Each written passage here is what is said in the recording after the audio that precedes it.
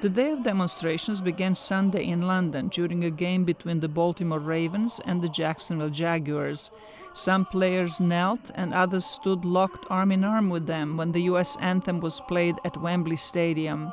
Similar scenes took place at football games across the United States as players, their coaches, and even some team owners showed solidarity in the face of President Donald Trump's criticism. The president offended players with his remarks during a speech in Alabama Friday. Wouldn't you love to see one of these NFL owners, when somebody disrespects our flag, to say, get that son of a bitch off the field right now, out, he's fired.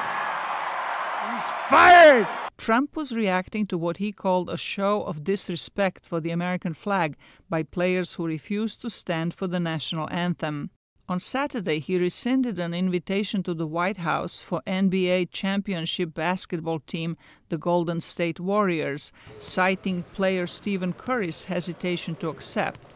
The star player has been critical of the president. My stance is the same as it was yesterday, and even kind of cemented even further about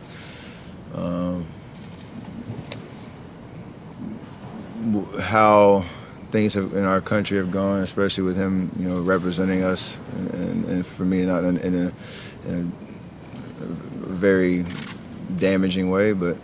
The team's coach, Steve Kerr, said something like this has never happened before when there were political differences between players and elected officials. I thought yesterday his comments about the NFL players was as bad as anything he has said to this point. So it's awful. You're talking about young men who are peacefully protesting police brutality and racism, racial inequality.